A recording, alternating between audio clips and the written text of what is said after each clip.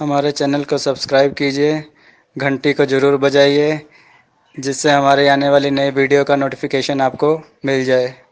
जय माँ पार्वती। भक्तों आज हम कथा श्रवण करेंगे एक अमीर आदमी पर और उसकी धर्मपत्नी पर माँ पार्वती की कृपा की। आइए कथा श्रवण करें। भक्तों हमारी कथाओं को लाइक जरूर करें। आइए कथा प्रारंभ करें। किसी नगर में एक आदमी रहता था। उसके पास बहुत पैसा था। शहर भर में उसका बहुत नाम था, किंतु इतना सब होते हुए भी उसमें घमंड नहीं था। वह दीन दुखियों की सहायता किया करता था। उसकी हवेली में मांगने वालों की हमेशा भीड़ लगी रहती थी, और दूसरों को खुशी देने वाला वह अमीर आदमी हमेशा उदास उदास दिखाई पड़ता था। वह ही नहीं, उसकी पत्नी भी हमेशा चिंता में डूबी रहती थी। इसका एक कारण था कि उसके घर में संतान का ना होना। दोनों पति पत्नी यही सोचते रहते थे कि उनके बाद इस सारी धन दौलत का क्या होगा। उनकी हवेली के साथ एक बहुत खूबसूरत बगीचा भी था। उस बगीचे में संगमरमर की बनी हुई कई प्रतिमाएं थीं। उसमें से एक माता पार्वती और भोलेनाथ की थी। अमीर की पत्नी को सलीके से जिंदगी बिताने का बेहद शौक था, इसलिए उसने बगीचे में मूर्तियों के पास अपने बैठने के लिए खूबसूरत जगह बनवाई थी। यहाँ अनेक रंग बिरंगे फूल खिला करते थे। अमीर की पत्नी माली से फूलों की मालाएं बनवाया करती थी और स्वयं आकर मूर्तियों के गले में मालाएं पहनाया करती थी। एक दिन अमीर की पत्नी संतान की चिंता में बहुत उदास थी। उस दिन उसका जन्मदिन भी था। वह चुपचाप बगीचे में आकर बैठ गई और मन ही मन सोचने लगी, बिना संतान के भी कोई गृहस्थ जीवन है क्या? बिना बच्चों के हवेली कैसी सूनी सूनी दिख पड़ती है। बहुत देर तक वह इन्हीं विचारों में खोई रही। थोड़ी देर बाद पक्षियों का चहचहाना सुनकर उसका ध्यान टूटा। दूर दूर से आकर पक्षी रैन बसेरा करने के लिए पेड़ों पर बैठ रहे थे। तभी उसने जाना कि दिन ढल रहा है। आज उसकी हवेली में जन्मदिन समारोह का भी आयोजन किया गया था। उसने सोचा, जल्दी से हवेली में चलूं, नहीं तो पतिदेव मुझे ढूंढेंगे। जैसे ही वह उठी, उसे गुनगुनाहट की मीठी सी आवाज़ सुनाई दी। वह सोचने लगी, अरे बगीचे में कौन आ गया? यहाँ तो किसी को भी आने की आज्ञा नहीं है। फिर यह आवाज़ तो किसी नारी की लगती है। यह सोचकर वह इधर उधर देखने लगी। तभी श्वेत वस्त्र धारण किए एक बहुत ही सुंदर सी लड़की उसके सामने आ खड़ी हुई। ये कोई और नहीं, स्वयं माता पार्वती ही उस लड़की का रूप धारण करके उस दुखी औरत के सामने आई थी। उस देवी को देखकर उस अमीर आदमी की पत्नी को आश्चर्य हुआ कि बाग में से जैसी प्रतिमाएं बनी हैं, उसमें से वह प्रकट हुई है। उसके माथे पर वैसा ही मुकुट है। उसके गले में ताजे फूलों की माला है जो उसने पहनाई थी।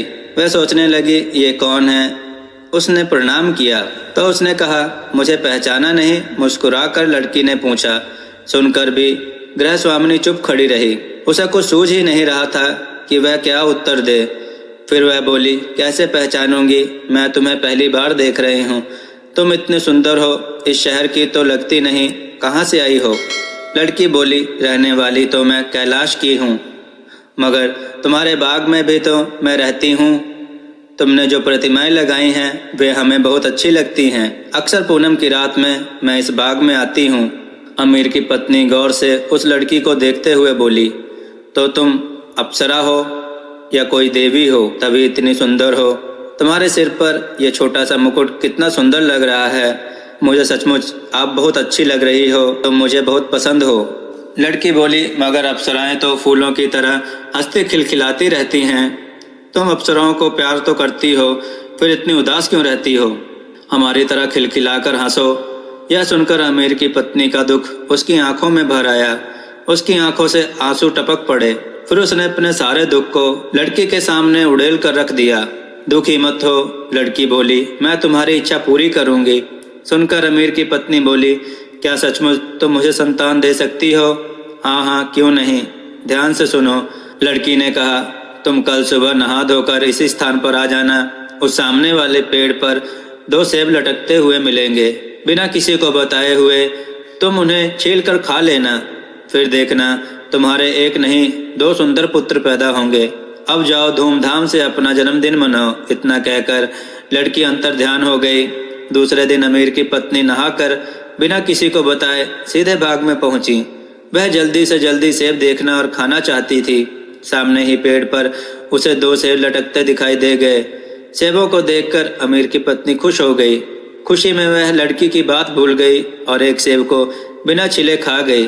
तभी उसे याद आया कि लड़की ने तो उसे सेब छिलकर खाने को कहा था। तब उसने दूसरा सेब छिलकर खाया। धीरे धीरे समय बीता। थोड़े दिन बाद अमीर की पत्नी ने 2 जुड़वा लड़कों को जन्म दिया। उनमें से पहला लड़का तो एकदम काला और कुरूप था, उसे देखकर सब डर गए, मगर दूसरा लड़का बहुत ही खूबसूरत किसी राजकुमार जैसा था। धीरे धीरे दोनों बच्चे बड़े होने लगे। दोनों ही बहादुर, विनम्र और होशियार थे। अमीर की पत्नी अपने दोनों बेटों से समान रूप से प्यार करती थी, लेकिन घर के नौकर चाकर और स्वयं अमीर भी उस कुरूप लड़के से नफरत करता था। दोनों जवान हुए तो उनकी शादी की बात शुरू हुई। जो भी रिश्ता आता छोटे लड़के के लिए ही आता। माँ को यह देखकर बहुत दुख होता। एक दिन उसका बड़ा बेटा बोला, माँ तुम इतने दुखी क्यों हो रही हो? मैं जानता हूँ तुम मुझे बहुत प्यार करती हो। तुम उदास होती हो तो मैं भी दुखी हो जाता हूँ। माँ ने कहा, बेटा भगवान ने तुम्हारे साथ अन्याय किया है, लेकिन मैं भगवान को ही क्यों दोष दूँ? यह तो मेरी भूल का नतीजा है। मैं ही इसका प्रायश्चित करूँगी। पूनम की रात थी। माँ बगीचे में इसी तरह उदास बैठी बड़े बेटे के बारे में सोच रही थी। पास ही बड़ा बेटा भी बैठा था। माँ 20 साल पहले लड़की से मिलने की कहानी बेटे को सुना रही थी। सुनाते सुनाते माँ को नींद आ गई। बेटा माँ की सुनाई कहानी के अनुसार एक मूर्ति के पास जाकर खड़ा हो गया। वह सोचने लगा, माँ ने भी तो यह बताया था कि पूनम की रात वह लड़की यहाँ आती है। काश आज वह लड़की यहाँ आ जाए और मेरा दुख दूर कर दे। तभी छम छम की आवाज़ सुनाई दी। उसने इधर उधर देखा। श्वेत वस्त्र पहने एक सुंदर लड़की नाच रही थी। वह मंत्रमुग्ध सा होकर उसे देख रहा था। लड़की नाच चुकी तो उसके पास आई। लड़का उसे देखता ही रह गया।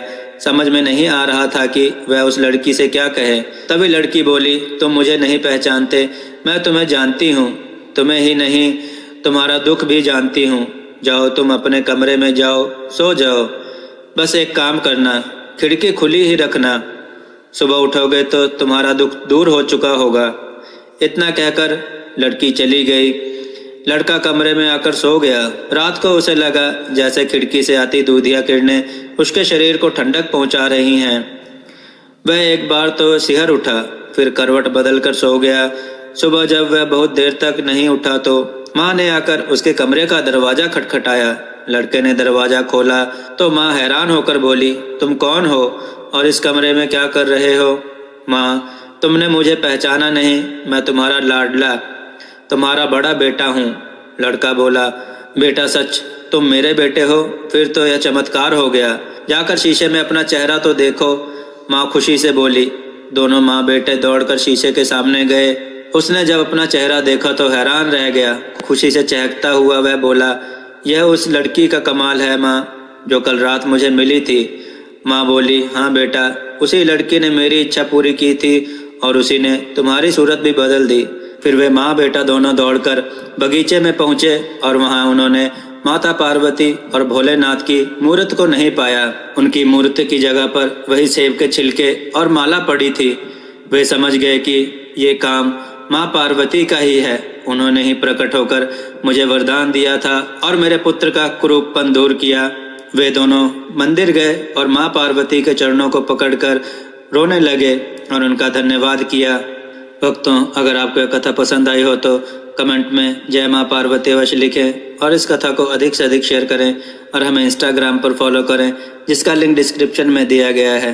भक्तों, हमने devvani.com नामक वेबसाइट बनाई है, जिस पर हमने कथा, कहानियाँ, मंत्र, आरती इत्यादि लिखित में डाले हैं।